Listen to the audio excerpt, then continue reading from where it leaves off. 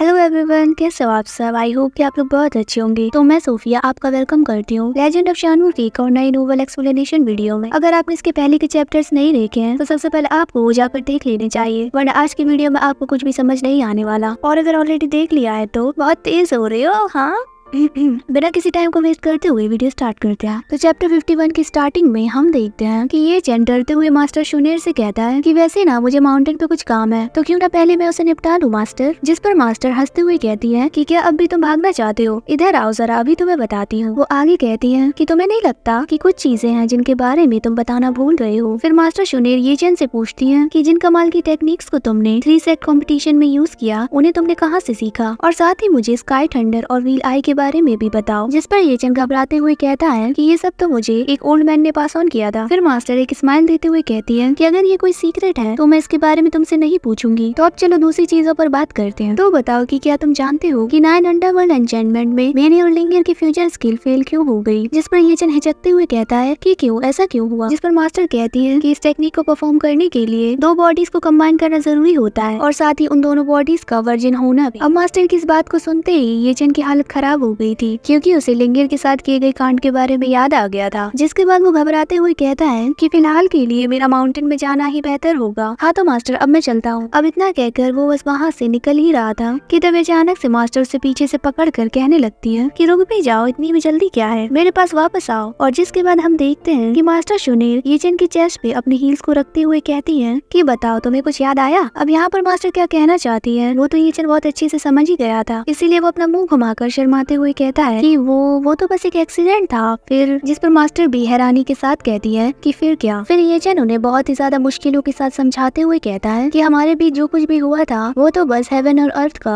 Conscience था। साथ ही उस टाइम पर मैं तो बिल्कुल बेबस हो गया था, और उसके अंदर यानी कि लिंगर के अंदर हमेशा से ही ये सब था। वो सारे एक्शंस बहुत लाउड थे और इसीलिए मुझे कुछ भी समझ नहीं आया। ऐसे ही ये चैन पता नहीं क्या क्या बोलते जाता है। अब उसकी फिजूल बातों को सुनकर मास्टर उसके गाल पर एक जोरदार थप्पड़ मारते हुए कहती है कि किसने तुम्हें इतना बोलने को कहा। हाँ, मास्टर के एक ही चांटे से ये चैन की तो हालत ही खराब हो गई थी। फिर मास्टर कहती है कि दफा हो जाओ यहाँ से, और मेरे सामने डेड होने का प्रिटेंड तो बिल्कुल मत करना। जिसके बाद मास्टर ये चैन से पूछती है तो बताओ तुम इस मैटर के साथ कैसे डील करोगे। जिस पर ये चैन अपने गालों को सहलाते हुए कहता है कि वो मुझे शादी नहीं करने देगी। अगर मैं एग्री कर भी जाता हूँ इसके बावजूद वो आपसे एग्री नहीं करेगी, और अगर एक बार के लिए हम दोनों एक ही बेड पर सो भी जाएंगे तो फिर भी मुझे डर है कि कहीं वो आधी रात को ही मेरा गला दबाकर मुझे मार न डाले। ये सुनकर तो मास्टर और भी ज्यादा भड़कती हुई कहती है कि अच्छा तुम्हारे पास ये सब सोचने का तो टाइम है, तो जब तुम ऐसा कर रहे थे तब इसके बारे में क्यों नहीं सोचा। वहीं ये चैन उन्हें शांत करते हुए कहता है कि उस टाइम सिचुएशन ही ऐसी थी, और आप भी जानते हो कि ये हुआ इंसान कितना ज्यादा पावरफुल है। अगर मैं तब कोई एक्शन नहीं लेता तो आपकी सिस्टर को निकाल दिया गया होता। ये सुनकर मास्टर कहती है कि तो अच्छा, फिर तो मुझे इसके लिए तुम्हें थैंक यू बोलना चाहिए। फिर हम देखते हैं कि मास्टर शूनेर थोड़ी शांत हो गई थी, लेकिन पता नहीं ये चैन को उन्हें गुस्सा दिलाने में क्या मजा आता है, और वो बार बार अपनी बातों से उन्हें ऑकवर्ड कर देता है। जिसके बाद हम देखते हैं कि ये चैन ब्लश करते हुए मास्टर से कहता है कि वैसे ना फ्यूचर में हम दोनों इसके बारे में सोच सकते हैं मास्टर। इतना कहकर जैसे ही ये चैन मास्टर की तरफ देखता है तो उसे मास्टर का एक अलग ही रूप देखने को मिलता है, जहाँ पर कि मास्टर शूनेर किसी गुस्सैल चुड़ैल की तरह लग रही होती है। अब उनके ऐसे फॉर्म को देखकर ये चैन उनसे कहता है कि प्लीज प्लीज मास्टर, अब और चाटे मत मारना, थोड़ा कल के लिए भी बचा लो यार। लेकिन मास्टर शूनेर उसकी कहाँ सुनने वाली थी। वो ये चैन की धुलाई करके सीधा उसे जमीन में ही गाड़ देती है, और फिर इतनी धुलाई के बाद ये चैन अपनी लड़खड़ाती हुई जुबान से कहता है कि मास्टर, ओ मेरी प्यारी मास्टर, आप मुझे मारते मारते थक गई होगी ना, जाइए अब आराम कर लीजिए, फिर मुझे कल पीट लेना। ये चैन मास्टर मास्टर कहता रहता है, लेकिन वो कोई आवाज नहीं देती है क्योंकि वो ऑलरेडी वहाँ से जा चुकी थी। अब उनके जाते ही ये चैन बेशर्मी के साथ खड़ा हो जाता है और कहता है कि बाप रे बाप, ये लड़की कितनी ज्यादा क्रूअल है, अच्छा हुआ कि ये यहाँ से चली गई। और जिसके बाद हम देखते हैं कि ये चैन अपने कपड़े उतारकर डायरेक्टली उस पूल में कूद जाता है और वहाँ की एनर्जी को अपने अंदर अब्सॉर्ब करना शुरू कर देता है। अब वही हम फिर से मास्टर को देखते हैं, जो कि असल में कहीं गई नहीं होती है। वो तो एक चट्टान के पीछे से ये चैन को देखते हुए कहती है कि ये हेवन डिफाइनिंग रिसाइलेंस है, अगर इसकी जैसी टेरिफाइंग इंजरीज किसी और को होती तो शायद अब तक वो नहीं बच पाता। लेकिन ये चैन, आखिर तुम किस तरीके के इंसान हो। मास्टर को अभी तक ये बिलीव नहीं हो रहा था कि ये चैन की इतनी डीप इंजरीज इतनी जल्दी हील हो गई। फिर अगले सीन में हम सेलिब्रेशन हॉल को देखते हैं, जहाँ पर बहुत सारे लोग जाते हुए कहते हैं कि जल्दी चलो, कहीं बैंक्वेट सेलिब्रेशन स्टार्ट न हो जाए। जिसके बाद हम सारे 2 डिसाइपल्स को देखते हैं जो कि हॉल की तरफ ही बढ़ रहे थे, और उन्हें देखकर मास्टर यंग कहते हैं कि इन्हें देखकर तो मुझे हमारे दिन याद आ गए। देखना इन 2 डिसाइपल्स को हैंग यू सेट की हिस्ट्री में रिकॉर्ड किया जाएगा। जाएगा। अब हमारे सेक्ट का फ्यूचर इन पर ही डिपेंड करता है। जिसके बाद एल्डर दाओ ये चेन और लिu यी को देखकर कहते हैं कि ये दोनों फ्यूचर में बहुत बड़ी फोर्स बनाएंगे। वही हम उन दोनों को ही देखते हैं जो कि स्पेल की वजह से वीक हो गई थी। उस स्पेल की वजह से उनकी स्ट्रेंथ एक नॉर्मल ह्यूमन जैसी हो गई थी। ये चेन काफी ज्यादा थक गया था, इसीलिए मास्टर शून्य उसका पसीना साफ कर देती है। अब मास्टर शून्य को ऐसे बिहेव करते हुए देखकर लगता है कि शायद अब वो ये चेन से नाराज नहीं है। जिसके बाद हम वहाँ पर दो एल्डर्स को देखते हैं जो कि ये चेन को देखकर कहते हैं कि हैंग सेक्ट का फर्स्ट ट्रू डिसाइपल तो बहुत ज्यादा अट्रैक्टिव है। वही दूसरा वाला कहता है कि वो चाहे जैसा भी हो लेकिन अब वो यूजलेस हो गया है। वही हम ये चेन के एक और एनिमी को देखते हैं जो कि कहता है कि एक यूजलेस पर्सन को जो कि प्रैक्टिस भी नहीं कर सकता उसे एक न एक दिन सेक्ट से लात मारकर भगा ही दिया जाएगा। हाँ तो ये चेन मैं भी देखता हूँ कि कब तक तुम घमंड करते हो। लेकिन वहाँ पर ये चेन के अच्छे दोस्त भी मौजूद होते हैं जो कि उसको सही सलामत देखकर बहुत ही ज्यादा खुश थे और उनमें कोई ये भी होती है। वही हम देखते हैं कि 2 डिसाइपल्स भी ये चेन को फुल सपोर्ट कर रहे थे। फिर मास्टर यांग आकर उन 9 2 डिसाइपल्स को 3 सेट कंपटीशन में ऐसे ब्रेवली परफॉर्म करने के लिए रिवॉर्ड देते हैं और उन रिवॉर्ड्स को पाकर वो सभी बहुत ही ज्यादा खुश हो गए थे। जिसके बाद वो सभी ऐसे ही हंसी मजाक करते करते खाने की टेबल पे बैठ जाते हैं। लेकिन तभी वहाँ पे हम ज़ेंग सेक्ट के एक जासूस को देखते हैं जो कि ये चेन की खबर कुन को दे देता है और फिर ये चेन के जिंदा होने की खबर जैसे ही कुन को मिलती है तो वो पूरी तरीके से बौखला गया था और वो कहता है कि आखिर वो लड़का कैसे बच गया। फिर हम कुछ देर बाद का सीन देखते हैं जहाँ पर मास्टर यांग उन सभी 9 2 डिसाइपल्स को वांशु पैलेस में ले आए थे। उन सभी को इस पैलेस के बारे में कुछ भी पता नहीं होता है, इसीलिए मास्टर उन्हें बताते हैं कि ये पैलेस हैंग्यू सेक्ट एस्टेब्लिश होने के टाइम से एग्जिस्ट करता है। ये हॉल मेरे एंसेस्टर हैंग्यू के सेंटिमेंटल और उनके आर्टिस्टिक कंसेप्शन को साथ में लाता है जिसमें ज्यादातर माइस्टिकल मैजिक है। साथ ही इसमें कल्टीवेशन की अंडरस्टैंडिंग भी है जो कि मेरे हैंग्यू सेक्ट का ट्रेजर है। ये सब जानने के बाद वो सभी कहते हैं कि ये जगह तो कमाल की है। फिर मास्टर यंग उस हॉल का गेट ओपन करते हैं और हम देखते हैं कि उसके अंदर से बहुत ही ज्यादा शानदार माइस्टिकल ऑरा बाहर आ रहा था। फिर मास्टर यंग उन सभी से कहते हैं कि अंदर जाओ, तुम्हारे पास सिर्फ 9 दिन है तो ज्यादा लालची मत बनना। जिसके बाद वो सभी उसके अंदर जाना शुरू करते हैं। उसके अंदर जाते ही वो सभी के सभी डिसअपीयर होकर एक मिस्टीरियस रियलम में आ जाते हैं। अब वहाँ पर पहुंचकर शीतून कहता है कि यहाँ पर कितनी सारी इंटरवर्ल्ड आर्टिस्टिक कंसेप्शन है, हम तो सच में अमीर है। फिर तभी अचानक से वहाँ पर कुछ माइस्टिक एनर्जी आकर शीतून के अंदर जाने लगती है और फिर वो तुरंत अपनी मेडिटेशन स्टार्ट कर देता है। फिर ये चेन कहता है कि हुन युआन सील और गुड फॉर्चून पा ये लिंगशिया को रिफर करते हैं, लेकिन इन लिटिल मास्टर्स के लिए मेरे पास इससे बेहतर वाली टेक्निक्स है। वो ये सब कहते हुए आगे बढ़ ही रहा होता है कि तभी अचानक से ये चेन को कुछ यूनिक एनर्जी दिखती है और जिसे देखकर वो कहता है कि ये तो सीक्रेट ऑफ स्वॉर्ड है। अब ये देखकर ये चेन बहुत ही ज्यादा खुश हो गया था और वो कहता है कि यही तो वो चीज है जिसे मैं ढूंढ रहा था। और फिर इतना कहते ही ये चेन तुरंत उस एपिक एनर्जी का यूज करके स्वॉर्ड टेक्निक्स को यूज करना शुरू कर देता है। ऐसा करते हुए ये चेन अपने आप से कहता है कि वाओ ये तो बहुत ही ज्यादा कमाल का। जिसके बाद सीन शिफ्ट होता है और हम जेट कोर्ट को देखते हैं जहाँ पर की मास्टर शून्य लिंगेर से कहती है कि मेरी प्यारी सिस्टर क्या तुम कुछ कहना नहीं चाहती। जिस पर लिंगेर शर्माते हुए कहती है कि सिस्टर आप अभी तक इस बात को पकड़ कर बैठी हुई है। जिस पर मास्टर शून्य कहती है कि मैंने तो कुछ भी नहीं पकड़ रखा है, मैं बस तुमसे इन चीजों पर एक स्टेटमेंट चाहती हूँ। ये सुनकर तो लिंगेर और भी ज्यादा शर्मा जाती है और वो मास्टर से कहती है मैं इस पर आखिर क्या बोलूँ। फिर तभी मास्टर शून्य कहती है कि लिंगेर तुम ये प्रिटेंड मत करो कि तुम मुझे लेकर कंफ्यूज हो। फिर तभी मास्टर शून्य वहाँ से जाते हुए लिंगेर से कहती है कि मैं तुम्हें इन सब चीजों पर सोचने के लिए कुछ दिनों का टाइम देती हूँ और अगर तुम एग्री करती हो तो उसके बाद ही मैं तुम्हारी वेडिंग की प्रिपरेशन करूँ। अब उनके मुंह से ऐसी बात को सुनकर लिंगेर को एक छोटा सा शॉक लगता है और फिर वो हिचकते हुए कहती है कि वेडिंग, लेकिन सिस्टर वो तो सिर्फ आपको पसंद करता है। जिसके बाद सीन शिफ्ट होता है और हम फिर से वांशु पैलेस को देखते हैं जहाँ पर की ये चेन कल्टीवेशन करते हुए अपने आप से कहता है कि मेरी डिफेंस के पास इंटेंट शी, गॉसिप पैटर्न और मेरी अटैकिंग पावर में फेंक्शन जू और 8 वेस्ट कट है, तो अब बस मेरे ग्रुप अटैक में ग्रेट सुपरनेचुरल पावर्स की कमी है। ये चेन आगे कहता है कि क्या बहुत सारी सीक्रेट स्वॉर्ड टेक्निक्स को मिक्स करके एक नई तरीके की सीक्रेट टेक्निक को बनाना पॉसिबल है। स्वॉर्ड जो कि 100 सोल्जर्स का हेड होता है, मैं हजारों स्वॉर्ड्स की पावर को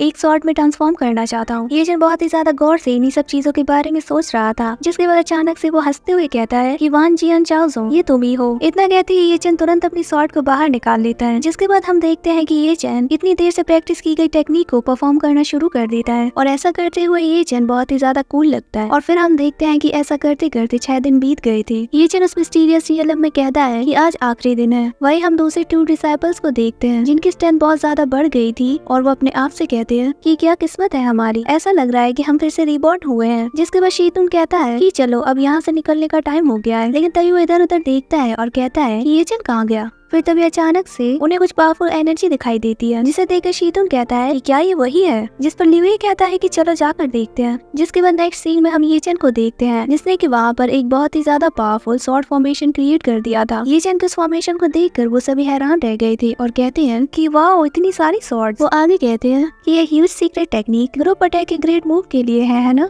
वही शीतुन भी कहता है कि सच में येचन ने तो बहुत ही ज्यादा कमाल की सीक्रेट मेथड को लर्न किया है। जिसके बाद हम येचन को देखते हैं जो कि वान जियान आसामुने बोलकर उस पावरफुल स्वॉर्ड टेक्निक को यूज करता है और ये टेक्निक इतनी ज्यादा खतरनाक होती है कि इसके इफेक्ट से वहाँ पर मौजूद चट्टान के टुकड़े टुकड़े हो जाते हैं और अब ऐसी पावरफुल स्ट्राइक को देखकर वहाँ पर मौजूद सभी लोग के पसीने छूट जाते हैं। फिर तभी शीतुन बहुत ही ज्यादा हैरानी से पूछता है कि क्या ये एक स्वॉर्ड फॉर्मेशन है, जिस पर ल्यूई कहता है कि ये सिर्फ एक स्वॉर्ड फॉर्मेशन नहीं बल्कि एक तरीके की स्वॉर्डमैनशिप की मैजिकल पावर है। फिर वो दोनों ही घबराते हुए कहते हैं कि एक ऐसी स्वॉर्ड जिसके अंदर पावर ऑफ 1000 स्वॉर्ड्स हो तो ये किसी तरीके की डिवाइन वेपन को भी आसानी से डिस्ट्रॉय कर देगा। सच में ये तो कमाल है, आखिर येचन के अंदर इतना सारा टैलेंट कहाँ से आया। जिसके बाद हम देखते हैं कि वो समय ये फील कर रहे थे कि शायद वो येचन जितने अच्छे नहीं। फिर वही हम येचन को देखते हैं जो कि अपने आप से कहता है कि परफेक्शन से रियलम में पहुंचना काफी मुश्किल है। लेकिन तब अचानक से येचन को कुछ सस्पिशियस सा फील होता है और जिसके बाद येचन अपने टीम मेंबर्स को देखकर एकदम से शॉक हो गया था और वो चिल्लाते हुए कहता है कि मेरी तो डर के मारे मौत ही हो जाती। जिस पर शीतुन उससे कहने लगता है कि डर के मारे मौत तो हमारी हो जाती तुम्हारी सीक्रेट टेक्निक को देखकर। जिसके बाद सीन शिफ्ट होता है और हम देखते हैं कि वो सभी के सभी वहाँ से वापस आ गए थे, जहाँ पर कुछ डिसाइपल्स येचन को देखकर बातें बनाने लगते हैं और कहते हैं कि बेचारा लड़का अब तो ये किसी काम का नहीं रहा। लेकिन येचन को तो उनकी बातों से कोई फर्क ही नहीं पड़ रहा था, वो तो मस्त अपने ही स्टाइल में सीटी बजाकर वहाँ से निकल जाता है। पर तभी वहाँ पर अचानक से हम एक डिसाइपल को देखते हैं जो कि अपनी पूरी गैंग के साथ येचन के रास्ते में खड़ा हो गया था और उससे कहता है कि हाँ तो तुम ही वो फर्स्ट ट्रू डिसाइपल है, लेकिन मैं तुम्हें बताना चाहूंगा कि कल्टीवेशन बेस को दोबारा से रिपेयर नहीं किया जा सकता और तुम्हारे लिए यही अच्छा होगा कि तुम इस ट्रुथ को जल्दी से जल्दी एक्सेप्ट कर लो। उसकी बातों को सुनकर येचन जोरों से हंसने लगता है और कहता है कि जुआ शिवमिंग गुड जॉब। और फिर येचन की इसी बात पर ये वाला चैप्टर यहीं पर कंप्लीट हो जाता है। होप करती हूँ कि आपको भी ये एक्सप्लेनेशन अच्छी लगी होगी। अगर हाँ तो वीडियो को लाइक और चैनल को सब्सक्राइब करना मत भूलना और साथ ही कमेंट सेक्शन में प्यारे प्यारे कमेंट्स भी कर देना, मैं सबके कमेंट्स पढ़ती हूँ वैसे। हाँ जी, तो मिलता है एक और नई नोवेल एक्सप्लेनेशन वीडियो में। Bye bye.